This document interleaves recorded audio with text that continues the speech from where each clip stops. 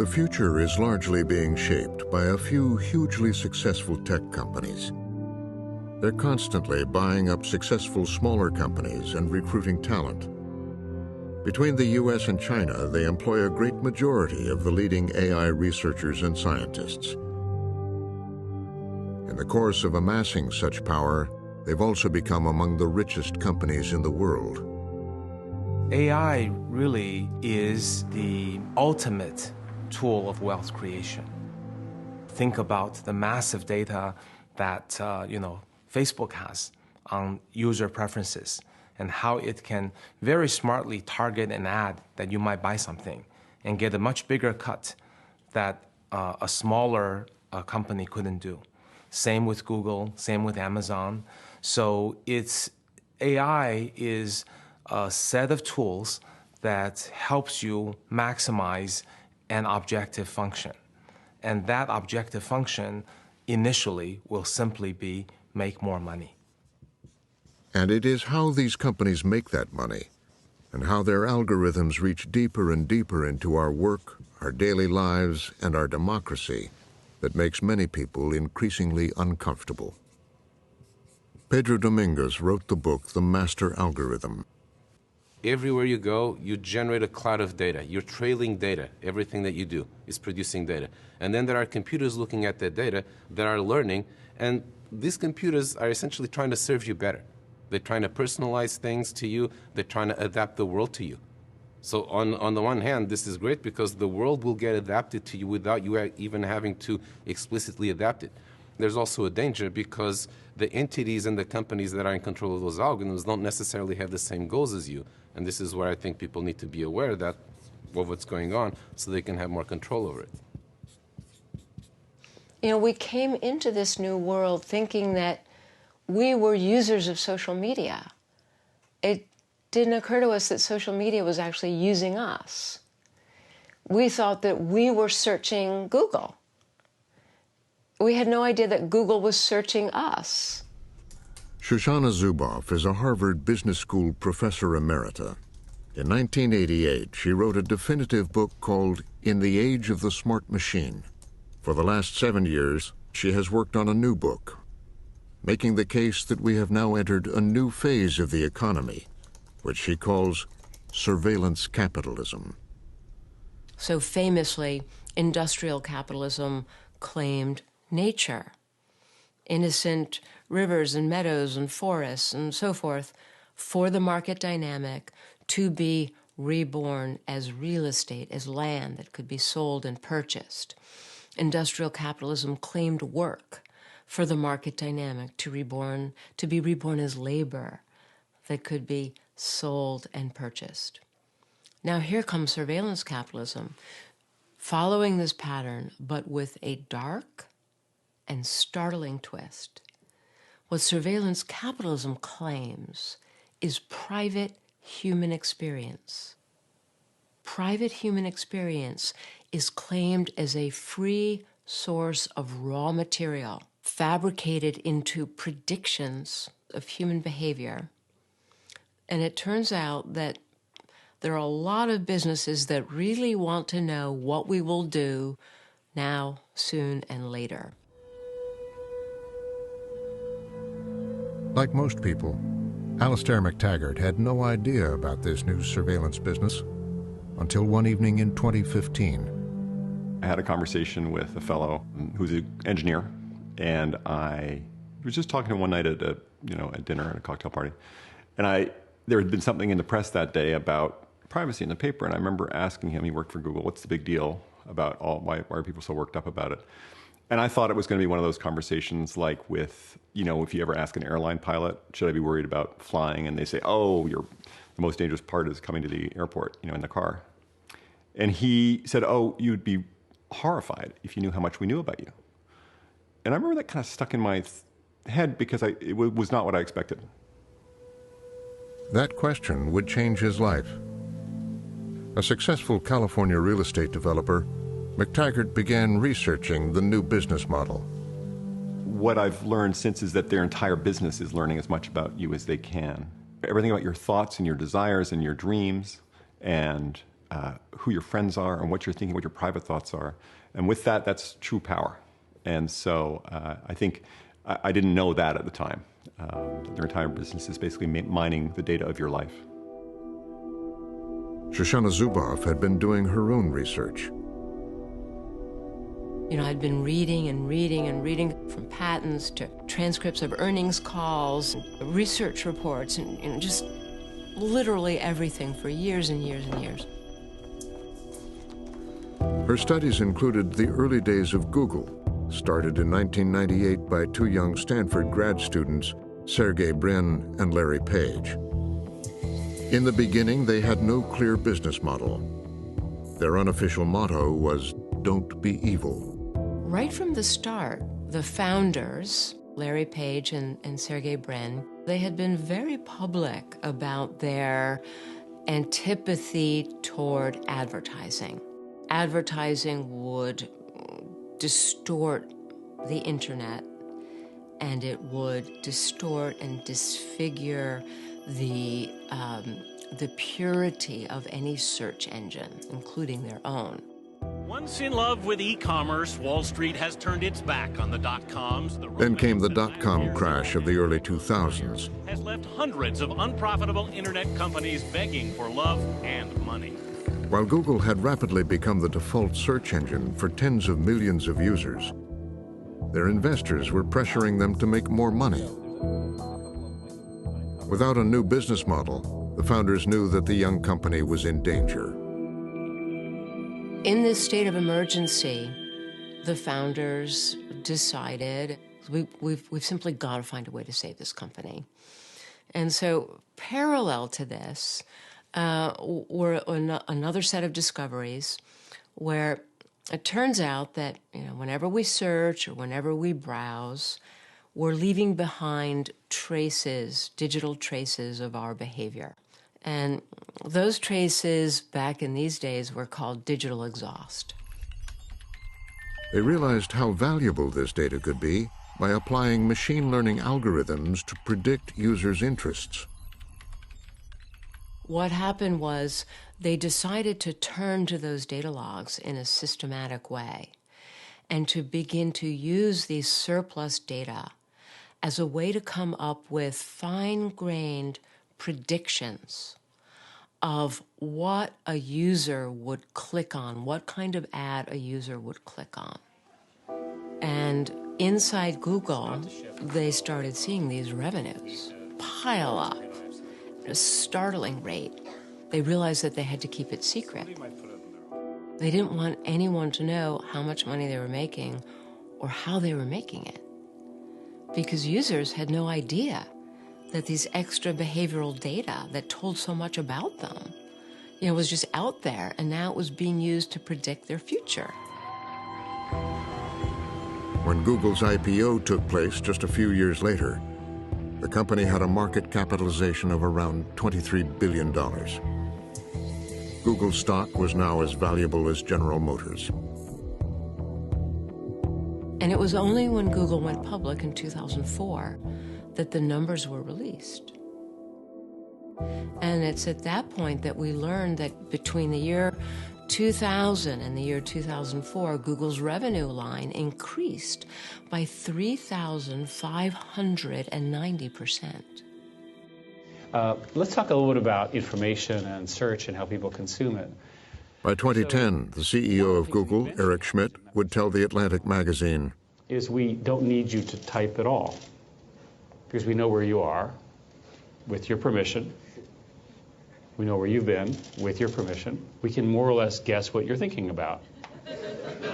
Now, is that over the line? Eric Schmidt and Google declined to be interviewed for this program. Google's new business model for predicting users' profiles had migrated to other companies, particularly Facebook. Roger McNamee was an early investor and advisor to Facebook. He's now a critic and wrote a book about the company.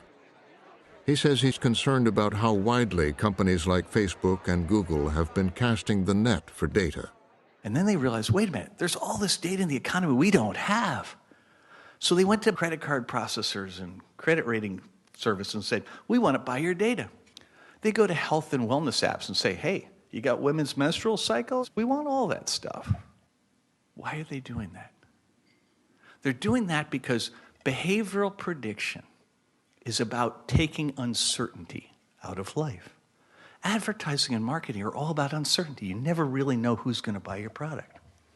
Until now. We have to recognize that we gave technology a place in our lives that it had not earned. That essentially, because technology always made things better in the 50s, 60s, 70s, 80s, and 90s, we developed a sense of inevitability that will always make things better. We developed a trust, and the industry earned goodwill that Facebook and Google have cashed in. The model is simply this: provide a free service, like Facebook, and in exchange you collect the data of the millions who use it. And every sliver of information is valuable. It's not just what you post, it's that you post. It's not just that you make plans to see your friends later. It's whether you say, I'll see you later, or I'll see you at 6:45. It's not just that you talk about the things that you have to do today. It's whether you simply rattle them on in a rambling paragraph or list them as bullet points. All of these tiny signals are the behavioral surplus that turns out to have immense predictive value. In 2010, Facebook experimented with AI's predictive powers in what they called a social contagion experiment. They wanted to see if, through online messaging, they could influence real-world behavior. The aim was to get more people to the polls in the 2010 midterm elections. Cleveland, I need you to keep on fighting. I need you to keep on believing. They offered 61 million users an I voted button, together with faces of friends who had voted. A subset of users received just the button. In the end, they claimed to have nudged 340,000 people to vote. They would conduct other massive contagion experiments. Among them, one showing that by adjusting their feeds, they could make users happy or sad. When they went to write up these findings, they boasted about two things. One was, oh my goodness, now we know that we can use cues in the online environment to change real-world behavior. That's big news. The second thing that they understood and they celebrated was that we can do this in a way that bypasses the user's awareness. Private corporations have built a corporate surveillance state without our awareness or permission. And the systems necessary to make it work are getting a lot better, specifically with what are known as Internet of Things, smart appliances, powered by the Alexa voice recognition system or the Google Home system. Okay, Google, play the morning playlist. Okay, playing morning playlist. Okay, Google, play music in all rooms. And those will put the surveillance in places we've never had it before. Living rooms, kitchens, bedrooms. And I find all of that terrifying. Okay, Google, I'm listening.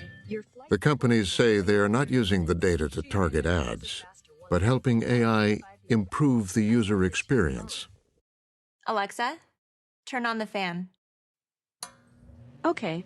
Meanwhile, they are researching and applying for patents to expand their reach into homes and lives. Alexa, take a video. The more and more that you use spoken interfaces, so smart speakers, they're being trained not just to recognize who you are, but they're starting to take baselines and comparing changes over time. So does your cadence increase or decrease? Are you sneezing while you're talking? Is your voice a little wobbly? The purpose of doing this is to understand more about you in real time, so that a system could make inferences, perhaps like, do you have a cold? Are you in a manic phase? Are you feeling depressed? So that is an extraordinary amount of information that can be gleaned by you simply waking up and asking your smart speaker, what's the weather today? Alexa, what's the weather for tonight? Currently in Pasadena, it's 58 degrees with cloudy skies. Inside it is then. Dinner! The point is that this is the same micro-behavioral targeting that is directed toward individuals based on intimate, detailed understanding of personalities. So this is precisely what Cambridge Analytica did, simply pivoting from the advertisers to the political outcomes.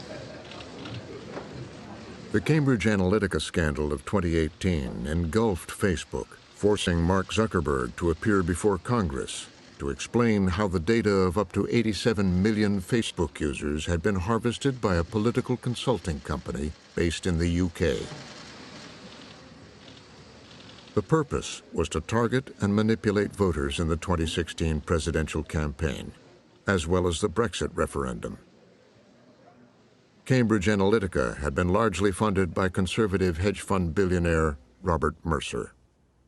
And now we know that any billionaire with enough money who can buy the data, buy the machine intelligence capabilities, buy the skilled data scientists, they too can commandeer the public and infect and infiltrate and upend our democracy with the same methodologies that surveillance capitalism uses every single day.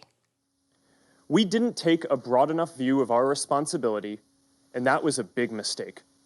And it was my mistake, and I'm sorry. Zuckerberg has apologized for numerous violations of privacy, and his company was recently fined $5 billion by the Federal Trade Commission. He has said Facebook will now make data protection a priority, and the company has suspended tens of thousands of third-party apps from its platform as a result of an internal investigation. I wish I could say that after Cambridge Analytica, we've learned our lesson and that everything will be much better after that, but I'm afraid the opposite is true. In some ways, Cambridge Analytica was using tools that were 10 years old. It was really, in some ways, old school first wave data science. What we're looking at now with current tools in machine learning is the ability for manipulation, both in terms of elections and opinions, but more broadly, just how information travels. That is a much bigger problem and certainly much more serious than what we face with Cambridge Analytica. AI pioneer Yoshua Bengio also has concerns about how his algorithms are being used. So the AIs are tools, and they will serve the people who control those tools. If those people's interests go against the values of democracy, then democracy is in danger. So I believe that scientists who contribute to science, when that science can or will have an impact on society, those scientists have a responsibility. It's a little bit like the physicists of around the Second World War who rose up to tell the governments, wait, nuclear power can be dangerous and nuclear war can be really, really destructive. And today, the equivalent of the physicists of the 40s and 50s and 60s are the computer scientists who are doing machine learning and AI.